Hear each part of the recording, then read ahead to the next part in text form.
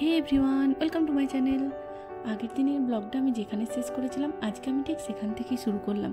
আমি আগের দিন বলেইছিলাম যে আজকে আমাদের একসাথে দুটো পয়েন্ট ভিজিট আছে, একটা মাউন্ট কাটাও আর একটা হচ্ছে 0 পয়েন্ট ইয়ামথাং ভ্যালি। তো মাউন্ট কাটাওটা থেকে আমরা ফিরে গিয়েছিলাম, তো এখন আমরা যাচ্ছি 0 পয়েন্টের দিকে। তো 0 পয়েন্টে যাওয়ার আগে আমরা খেয়েছিলাম একটু ম্যাগি। তো যাই হোক, এটার গল্পটা পরে বলবো, এটা খাওয়ার কারণে আমার কি হয়েছিল। তো আমরা এখন প্রথমেই চলে যাচ্ছি ইয়ামথাং ভ্যালির দিকে। অ্যাকচুয়ালি ইয়ামথাং ভ্যালি পেরিয়েই 0 পয়েন্টের দিকে যেতে হয়, বাট হচ্ছে অনেকে চাইলেই 0 পয়েন্টে যায় না, ওটার জন্য এক্সট্রা প্যাকেজ নিতে হয়। তো যে কোনো সিকিমের হচ্ছে ট্যুর প্যাকেজ নিলে সেখানে অলওয়েজ ইয়ামথাং ভ্যালি অবধি ট্যুর প্যাকেজটা থাকে, বাকি 0 পয়েন্টে যাওয়ার জন্য 3,500 টাকা করে ওরা এক্সট্রা চার্জ করে। ওটা কিন্তু হচ্ছে ম্যান্ডেটারি, আর তোমাকে ড্রাইভাররা বলবে 4,000 5,000, ওরা নতুন লোক দেখে বিভিন্ন রকম দাম বলে। তো 3,500 টাকাটাই ওদের পার্মানেন্ট রেট। তো সবাই বার্গেনিং করো অবশ্যই যারা যাবে এখানে।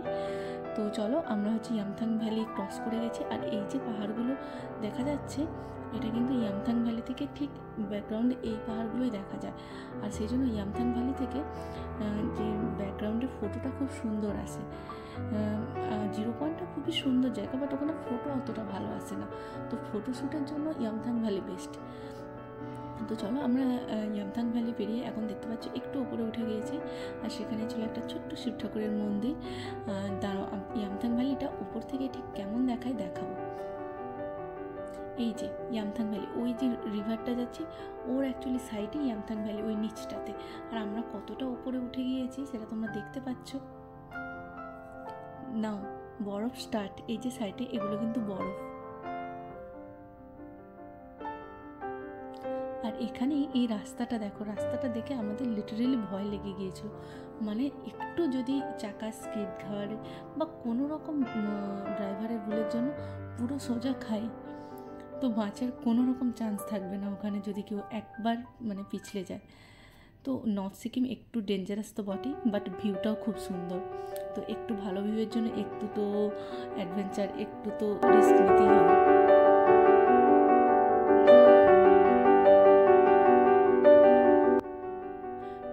তো চারিদিকটায় দেখতে পাচ্ছ খুব মানে গাছপালা কোনো নেই, তো সেই জন্যই 0 পয়েন্টে কিন্তু অক্সিজেনের খুব হচ্ছে অভাব হয়ে যায়। তো আমি আমার সেকেন্ড ব্লগে মনে হয় বলেছিলাম যে আমরা যখন লাচুংয়ের দিকে যাচ্ছিলাম ওখানে একটা পয়েন্টে ছিল যেখানে আমাদেরকে অক্সিজেন নিতেই হয়েছিল, একটা করে ছোটো অক্সিজেন সিলিন্ডার 500 টাকা করে নিয়েছিল, ওটা ম্যান্ডেটারি। ওটা ঠিক এই কারণে, কারণ 0 পয়েন্টে এত অক্সিজেনের পরিমাণ কম থাকে। তো সেটাতে আমারই অ্যাকচুয়ালি শরীরটা অসুস্থ হয়ে গিয়েছিলো। তো দেখতে পাচ্ছ আমার হয়ে ব্লগটা সমৃদ্ধা করে দিয়েছে। আর আমরা হচ্ছে এটা যাওয়ার পথে রাস্তা, আসার পথে এই রুটটা দেখিয়েছিলাম কতটা ক্লিন ছিল, আর এখন দেখো জাস্ট কিছুক্ষণের মধ্যে ওয়েদার পুরো চেঞ্জ। তবে এই ওয়েদারটা কিন্তু পাহাড়ের ওপরটাতেই চেঞ্জ হয়।